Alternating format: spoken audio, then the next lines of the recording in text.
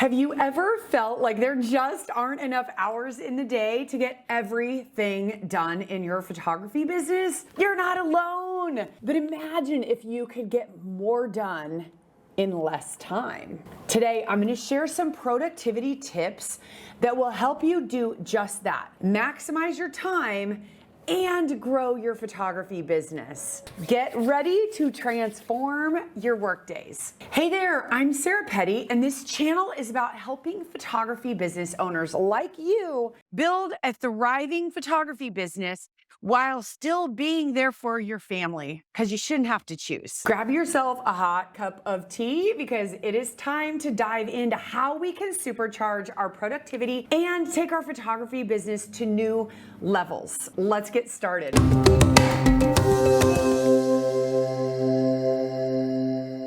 Let's kick things off with recognizing our most productive times. Listen, we all have parts of the day when we are the most productive, don't we? For you, it might be early in the morning, or it might be late at night. That's me. I'm a late at night girl. But the key is identifying these times where your brain works in different ways can be a game changer for your productivity. So let's figure out when your power hours are and plan your most challenging tasks for that time. And stick with me because you will be amazed at how much you can get done. Seriously, I look at from like 9 p.m. till 11:30 or midnight some nights. I can get more done in that couple hours than sometimes 2 days of being distracted all day. And for whatever reason, my brain just works better at night.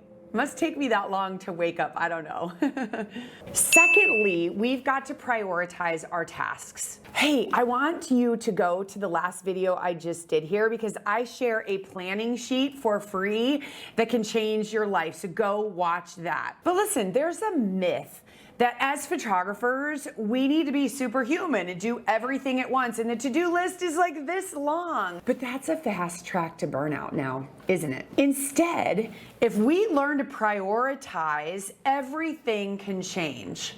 So think about it. I want you to ask yourself, what are those 3 top essential things that I should be doing to grow my business? It could be, is this urgent? Is this timely? Do I need to do this to pay the bills? I get it. Money is a hard topic, and some of you might be freaking out right now talking about money, but at the end of the day, everyone else in the world gets paid to go to their job and to serve people, and that is what you're doing. So let's set that aside and not get all bound up about money, because money's like a river. The world flows, right?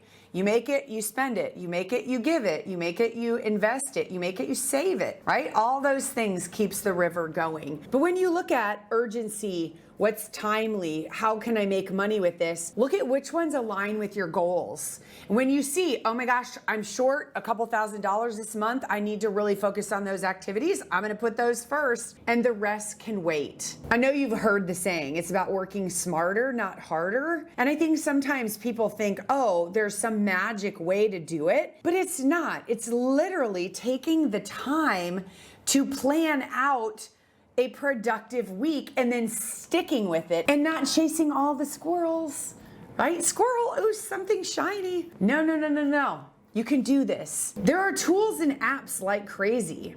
You can keep it simple like the planning sheet I gave you in the last video, or you can go digital and you can have a fancy app. There are all kinds of apps out there. In fact, put them in the comments if you have an app that you love. But some people are pen and paper, some like the digital. I also love using my iPad. So it's pen and paper, but it's digital. The key is you've got to have a system. And finally, let's not forget about delegating and outsourcing. Look, as a photographer, your time is best spent doing 3 things: marketing, selling, and photographing more sessions. Anything else that you're doing that isn't one of those 3 things, I invite you to consider outsourcing those tasks. They're necessary, but they're not moving the dial when it comes to money. You might want to write these down. 1, and this one's often a little bit controversial, the editing and retouching. Listen, I said the same thing when I was growing my business, I said, I'm just really picky and no one can do it the way I do it. And I ended up hiring my first employee after a few years of working all the time. And I taught her and I thought, oh, it's not going to go well.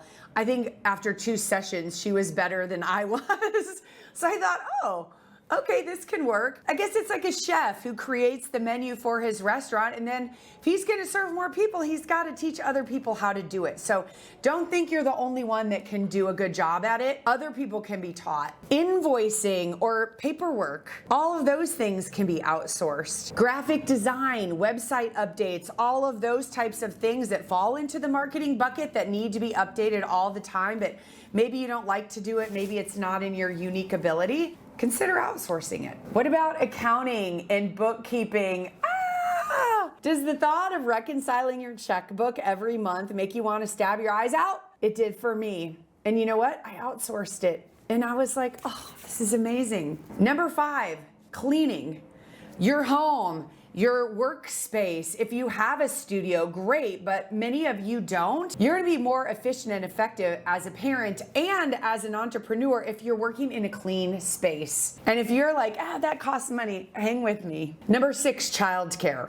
I get it. Some of you are stay-at-home parents and this is your extra income. So you think, oh, I can't spend that money on childcare because I want to be a stay-at-home parent. Listen, if you're gonna run a business, you don't have to have full-time childcare, but 1 to 2 days a week, if you do that, you can build a $50,000 to $100,000 business. I did it within a year of opening my first studio. You can do it too, but you've got to have a little bit of time with your brain by itself to work on your business. And to address the money part, I traded for so many things. You can trade with a bookkeeper. You can trade for childcare. You can trade for cleaning. You can trade for graphic design. You can trade for editing and retouching. I've traded for almost every single one of those in the 25 years I've been in business. And they're thrilled because they get beautiful artwork and I get what I need and everybody is happy. So don't give me that money is an excuse because it's not. It's about resourcefulness, not resources. And listen, by delegating, you're freeing up your time to focus on your photography and grow your business. It's a win-win. And if you study with me more and you allow me to teach you pricing and how to create profitable pricing, if we work those things into your prices, you won't even notice that they're there because you're being compensated for your time. But it starts by being productive in the time that you are spending on your business. And there you have it, friend. Some actionable productivity tips to help you grow your photography business. Yes. Remember, being productive is about making the best use of your time and your energy. And you may be thinking, I'm too overwhelmed. It doesn't matter. We all have the same number of hours in the day, so it's a skill that I challenge you to keep working on because there are people who are working way less than you and making way more. We know that's true. Hang with us and listen, if you found these tips helpful, be sure to join my free Facebook group where you'll find even more resources and support to help you build the business of your dreams. And listen, thanks for watching and subscribing to our channel.